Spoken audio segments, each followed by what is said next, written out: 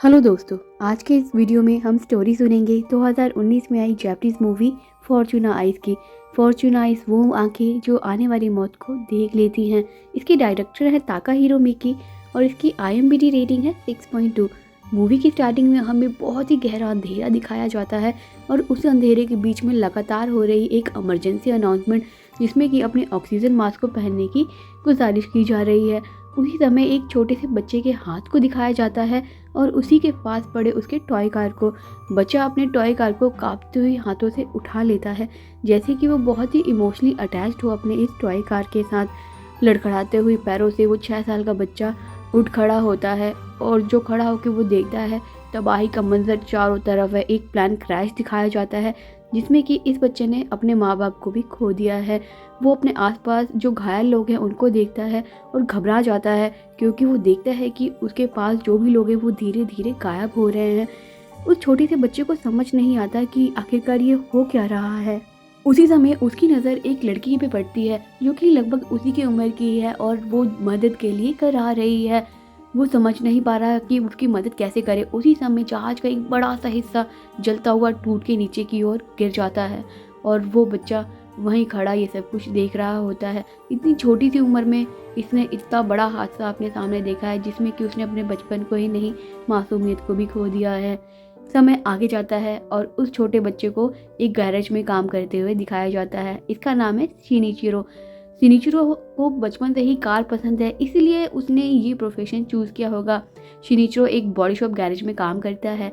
इस body shop garage honour का नाम है तेत्सुआ, जो कि शिनिचिरो के इतने सालों की मेहनत से बहुत ही ज़्यादा खुश है। तेत्सुआ शिनिचिरो को अपने ऑफिस में बुलाते हैं और वो बताते हैं कि वो एक नया बॉडी शॉप ब्रांच ओपन करना चाहते हैं, जिसके लिए उन्हें एक मैनेजर की ज़रूरत है और शिनिचिरो इस पोस्ट के लिए बिल्कुल परफेक्ट रहेगा। शिनिचिरो को लगता है कि वो अभी इस पोस्ट के लिए एलिजिबल नहीं है और वो तेत्सुआ को मना कर देता है। तेत्सुआ की वाइफ मित्सिको, जो कि उसके काम में हेल्प करती है, वो शिनिचिरो को अपने बच्चे की तरह मानती है। वो समझाती है कि तुम्हें इसके बारे में दोबारा सोचना चाहिए। शिनिचिरो वहाँ से अपने काम की एरिया में वापस आ जाता है।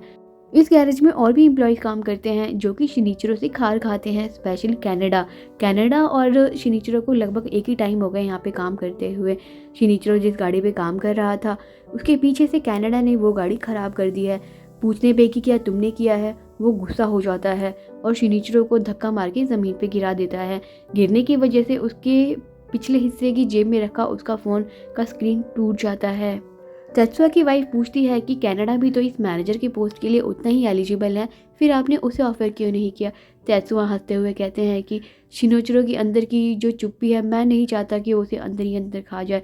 मैं चाहता हूँ वो अपने काम में व्यस्त रहे। शिनिचिरो एक मोबाइल शॉप पे जाता है जहाँ पे उसकी मुलाकात एक खूबसूरत लड़की आयु से होती है। आयु पूछती है कि मैं आपकी मदद कैसे कर सकती हूँ। शिनिचिरो बोलता है कि मेरा मोबाइल टूट गया है, क्या तुम इसे ठीक कर सकती हो। आयु कहती है कि ये तो बहुत ही पुराना मॉडल है, मैं सिर्फ कोशिश कर सकती हूँ इसे ठीक करने की। शिनिचिरो अपनी पुरानी चीज़ों को ठीक करके चलाने में ज़्यादा विश्वास रखता है। आoi शिनिचिरो से कहती है कि वो इस मोबाइल को टेम्परेरी रिपेयर करके दे रही है, नहीं जानती कि ये कब तक काम करेगा। वो मोबाइल को ठीक करके दे देती है। शिनिचिरो बोलता है कि कितने पैसे हुए, तो आयुई हंसकर बात को टाल देती है और पैसे नहीं लेती है। फिर शिनिचिरो के रूम को दिखाया जाता है और उसके उसी पुराने टॉय कार को दिखाया जाता है। अगले दिन शिनिचिरो ट्रेन में कहीं पे जा रहा होता है। अपने बगल में खड़े पैसेंजर के हाथ को वो देखता है तो वो गायब हो रहा होता है। उसको अपना वहम लगता है। वो दोबारा अपनी आंखों को मलता है और उसके हाथ की तरफ देखता है, लेकिन अभी भी वो हाथ गायब हो रहा है। फिर से अपनी आंखों को मलते हुए और अपने मन का वहम सोचकर शिनिचिरो नज़रअंदाज कर देता है। सड़क पर उसके सामने आदमी जा रहा है और ये क्या, ये इसका सिर लगातार गायब क्यों हो रहा है। शिनिचिरो जानना चाहता है कि आखिर ये चल क्या रहा है। वो उस आदमी का पीछा करता है। उसी समय एक तेज़ रफ्तार कार आके उस आदमी को टक्कर मार देती है और मौके पे ही इस आदमी की मौत हो जाती है। बहुत सारी भीड़ आसपास इकट्ठा हो जाती है और इसी भीड़ में खड़ा स्तब्ध शिनिचिरो, फिर से उसे एकाएक वो पुराने दृश्य याद आते हैं बचपन के, कि गायब होते घायल लोग। अब इस हादसे के बाद अगले दिन शनिचरों का मन किसी भी काम में नहीं लग रहा है और उसका मोबाइल भी फिर से काम नहीं कर रहा है। वो उसी मोबाइल स्टोर पे जाता है जहाँ पे आयु है। आयु से बोलता है कि वो इस बार नया मोबाइल लेना चाहता है। आयु कहती है कि आई एम वेरी सॉरी कि आपका मोबाइल ख़राब हो गया है। वो कहती है कि आप मुझे अपना मोबाइल दे दीजिए ताकि मैं इसका डाटा न्यू फ़ोन में ट्रांसफ़र कर सकूं। जैसे ही सिनिचरो अपना फ़ोन देता है, वो देखता है कि आयु का हाथ तो गायब हो रहा है। वो घबरा जाता है। उसकी घबराहट देखकर आयु कहती है कि सब कुछ ठीक है ना। शनिचरो घबरा के स्टोर के बाहर आ जाता है क्योंकि अब वो जानता है कि गायब होते लोगों के साथ क्या होता है। शनिचरो कहता है कि कुछ इम्पॉर्टेंट है, मुझे तुम्हें कुछ इम्पॉर्टेंट बताना है, क्या तुम मुझसे मिल सकती हो? आयु कहती है कि हाँ, कैफ़े में। वो वादे के मुताबिक आयु कैफ़े में मिलने जाती है जो कि स्टेशन के सामने है। लेकिन इस बार आयु का हाथ तो गायब नहीं हो रहा है। ये कैसे पॉसिबल है? पर जो भी है, शिनिचिरो को ये देखकर बहुत ज़्यादा राहत मिलती है। वो कैफ़े से बाहर आता है और अचानक उसके सीने में दर्द होने लगा है। ये क्या, इससे पहले तो उसे ऐसा दर्द कभी नहीं हुआ। वो अपने दर्द को नज़रअंदाज करता है और कैफ़े में बैठी आयु को शिनिचिरो देख रहा है। उसके बिहेवियर में कुछ बदलाव है जिसे तेत्सुआ और उसकी वाइफ मित्सुको दोनों ही नोटिस कर रहे हैं और उसके इस बदले हुए रवैये को देखकर वो दोनों उसके लिए बहुत ज़्यादा खुश भी हैं। उसके नए बॉडी शॉप ब्रांच में उसे अचानक मिलने आयु आई है। आयु को वहाँ पर देखकर शिनिचिरो सरप्राइज हो जाता है और उसे अपने काम के बारे में बताता है। आयु कहती है कि क्या हम दोनों बात कर सकते हैं। शिनिचिरो और आयु दोनों बातें करने लग जाते हैं। बातों ही बातों में आयु कहती है कि मैं तुम्हारा आभार व्यक्त करना चाहती हूँ। शिनिचिरो कहता है कि आभार, किस बात का आभार? आयु कहती है कि मेरी जान बचाने के लिए। अब इस बात को इग्नोर करने की कोशिश तो करता है शिनिचिरो, पर आयु ही करने नहीं देती है। वो कहता है कि ये एक कोइंसिडेंस है। आयु ही उसे एक अखबार दिखाती है और कहती है कि ये हादसा बिल्कुल उसी टाइम हुआ जब मैं वहाँ से गुजरती हूँ। गराज में तेत्सुआ और कनाडा के बीच में बहस चल रही है। तेत्सुआ को किसी कस्टमर की कॉल आई है कि उसने संडे को अपनी गाड़ी में किसी लड़की को घुमाते देखा है। उसी कार पर कनाडा काम कर रहा है।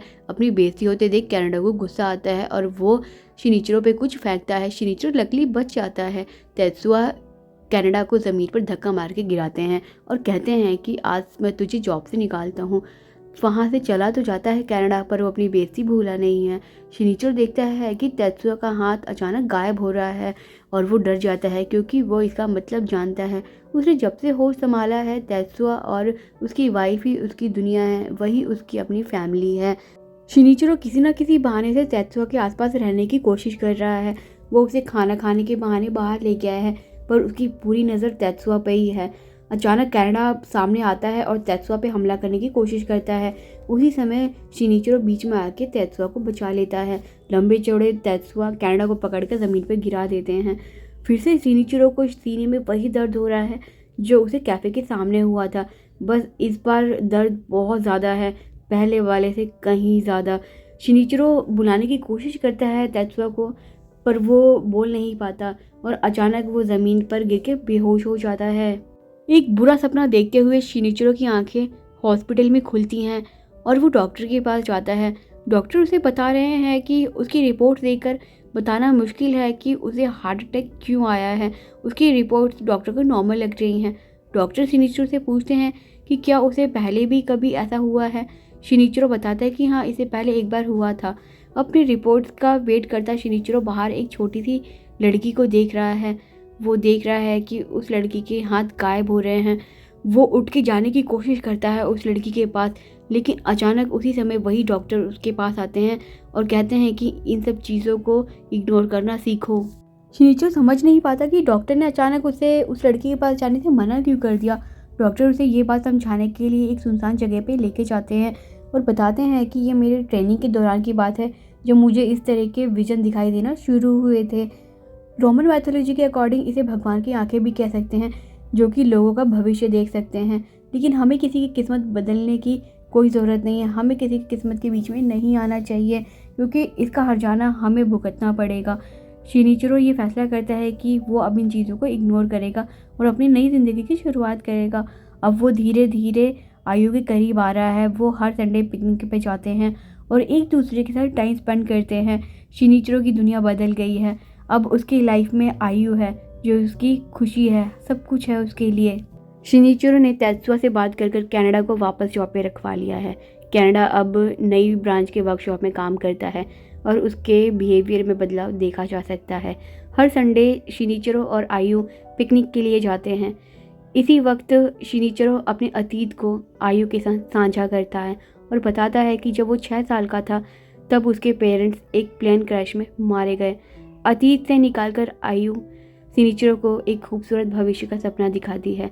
शाम को वो दोनों अलग होते हैं। बाहर शिनिचिरो को देख रही है आयु एक अजीब सी नज़रों से। कुछ बदला बदला है उसके नज़रिए में। डॉक्टर शिनिचिरो को बता रहे हैं कि जो अटैक तुम्हें पहले आए हैं उसकी वजह से तुम्हारे हार्ट और तुम्हारे ब्रेन पे काफ़ी गहरे असर हुए हैं। शिनिचिरो अभी तक उस बचपन की घटना से उबर नहीं पाया। उसने अपने माँ बाप को खो दिया था। इस दुख में उसे याद ही नहीं कि उसने उस लड़की की मदद की थी।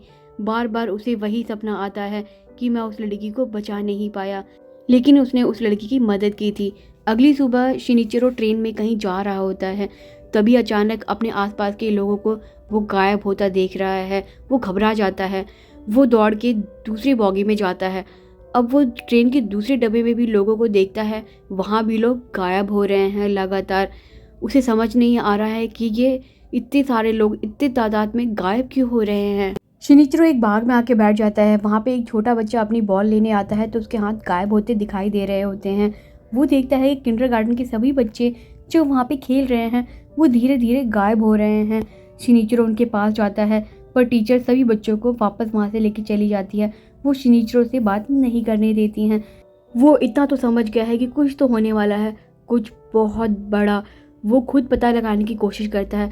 वो जाके स्टेशन पे खड़ा होता है और वहाँ एंट्री कर रहे लोगों को ऑब्जर्व करता है। उनमें से कुछ लोग तो गायब हो रहे होते हैं और कुछ नहीं होते।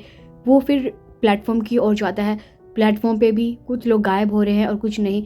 वो समझ जाता है ये जो भी कुछ होने वाला है वो आज तो नहीं होने वाला। शिनिचिरो अपने पॉकेट से किंडरगार्टन का वो पर्चा निकालता है। उस पर लिखा है 24 तारीख फ्राइडे को बच्चों को घुमाने ले जाया जाएगा। शिनिचिरो अब आयु से मिलने जाता है। कॉफ़ी पीते हुए शिनिचिरो आयु के हाथ देख लेता है। उसके हाथ गायब हो रहे हैं। आयु भी उसी ट्रेन से आती जाती है। शिनिचिरो उस किंडरगार्टन में फ़ोन करता है और उन्हें प्रोग्राम पोस्टपोन करने के लिए कहता है, पर दूसरी तरफ से स्कूल वाले ऐसा करने से मना कर देते हैं। वो चिल्लाता है और बार बार बोलता है बट दूसरी तरफ से फ़ोन काट दिया जाता है। शिनिचिरो अब उसी डॉक्टर के पास जाता है और अपने हाथों को उसे दिखाता है। डॉक्टर कहता है कि क्या है ये, क्या तुम मुझे टेस्ट कर रहे हो। शिनिचिरो अपने हाथों को दिखाते हुए डॉक्टर से ये जानना चाहता है कि क्या उसके हाथ भी इनविजिबल होते दिखाई दे रहे हैं उसे, और उसके पास कितना टाइम है। डॉक्टर ने जो भी कुछ देखा है वो शिनिचिरो को नहीं बताते हैं। वो बोलते हैं कि अगर हम किसी की किस्मत बदलने की कोशिश करेंगे तो बदले में हमें अपनी जान गंवानी पड़ जाएगी, और हमने किसी के लिए क्या किया उसको कोई फ़र्क नहीं पड़ता, क्योंकि उसे पता ही नहीं चलता कि हमने उसकी जान बचाई है। कोई हमें एडमायर तक नहीं करता है। डॉक्टर ने जो भी कुछ देखा है वो बता तो नहीं रहा, लेकिन वो जान गया है कि शिनिचिरो ने अपना फैसला ले लिया है जो कि नहीं बदलेगा। वो एक बार शिनिचिरो की तरफ देखता है और चला जाता है। आने वाले दिनों की सभी कामों का हिसाब किताब लेकर शिनिचिरो कनाडा के पास आता है और कहता है कि वो कुछ दिनों के लिए बाहर जा रहा है, तो जो गाड़ियाँ जैसे डिलीवरी होनी है वो उस टाइम पे कर दे। वो तेत्सुआ और मिचिको से भी मिलने जाता है। उनके लिए वो गिफ्ट भी लेके जाता है। वो उसके लिए बहुत खुश है कि वो अपनी लाइफ में आगे बढ़ रहा है और अपने बारे में सोचने लगा है। उसके बाद शिनिचिरो आयु के घर जाता है और उसके घर के आगे उसका वेट कर रहा होता है। उसके हाथों में 2 रिंग्स होती हैं जो कि पता नहीं अब वो आयु को दे भी पाएगा या नहीं। वो उसके लिए एक लेटर लिखता है। वो सब कुछ लिखता है जो वो आयु से कहना चाहता है।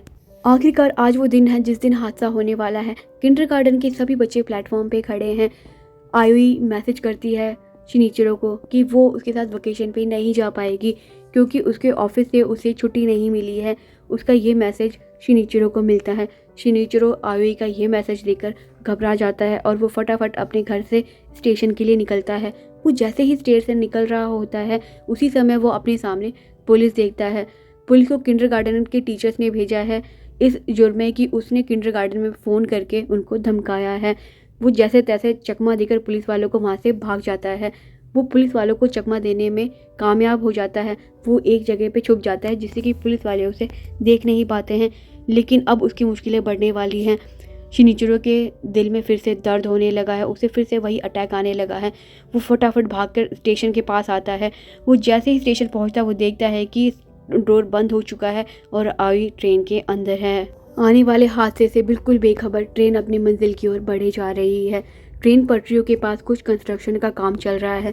शिनिचिरो ने ये देख लिया है और वो समझ गया है कि आखिर होने क्या वाला है। वो एक टॉर्च जैसी, एक मशाल जैसी चीज़ लेकर ट्रेन की पटरियों के बीच में कूद जाता है। लोग उसे समझाने की कोशिश करते हैं पर शिनिचिरो नहीं सुनता है और वो ट्रेन ट्रैक के बिल्कुल बीच में आके खड़ा हो जाता है और उस दिनों को याद करता है जो उसने आयु के साथ बिताए थे। उसके सामने है आयु का हंसता हुआ चेहरा। आयु ने देख लिया है कि शिनिचिरो बिल्कुल बीच में खड़ा है। उसी समय ट्रेन का एक बहुत बड़ा हिस्सा तारों पे गिर जाता है और आखिरकार ट्रेन झटके से रुक जाती है। क्योंकि ट्रेन बहुत ज़्यादा झटके से रुकी है तो ट्रेन में बैठे सभी पैसेंजर इधर उधर गिर जाते हैं। रुकी हुई ट्रेन से आयु बाहर आती है और वो ट्रेन की पटरियों के बीच में देखती है शिनिचिरो, जिसका शरीर तो अब पटरियों के बीच में है पर वो वहाँ पे अब नहीं है। आयु रोते हुए आंखों से शिनिचिरो को अपने गले लगाती है। शिनिचिरो इस दुनिया को अलविदा कह चुका है। उसने बहुत बड़ी कुर्बानी दी है। एक बहुत बड़ा हादसा होते होते रह गया। वहाँ खड़े सभी लोग सन्न हैं, कोई कुछ भी नहीं बोल पा रहा। आयु को दिखाया जाता है एक गार्डन के पास से जाते हुए। वो देख रही है किंडरगार्टन के उन्हीं बच्चों को जिसे शिनिचिरो ने बचाया है और उन्हें देखकर मुस्कुराती है। वो आसमान की तरफ देखती है और बोलती है, वो सब कुछ बोलती है जो जीते जी वो शिनिचिरो से नहीं बोल पाई। अब शिनिचिरो नहीं जान पाएगा कि आयु वही लड़की है जिसे उसने उस रात हादसे में बचाया था। उस हादसे में सिर्फ शिनिचिरो को ही नहीं बल्कि आयु को भी वो फॉर्चूना आइस का वरदान मिला था और उसने देख लिया था शिनिचिरो के गायब होते हाथ को। वो जानबूझकर उससे मिलने नहीं गई उस दिन। लेटर में लिखा हुआ है कि अगर मुझे फिर से दोबारा जन्म मिला तो मैं यही किस्मत चुनूंगा जो मुझे तुमसे मिलाता है। और आखिरकार शिनिचिरो कभी अपने हाथों से वो रिंग दे ही नहीं पाया। आयु ने वो रिंग पहनी है और वो मुस्कुरा रही है। और इसी के साथ ये स्टोरी यहीं पे ख़त्म होती है। आशा करती हूँ कि आपको ये स्टोरी अच्छी लगी होगी। अच्छी लगी है तो प्लीज़ मेरे चैनल को सब्सक्राइब कर लें और बेल नोटिफिकेशन भी ऑन कर लें। मिलती हूँ नेक्स्ट वीडियो के साथ। Thanks for watching.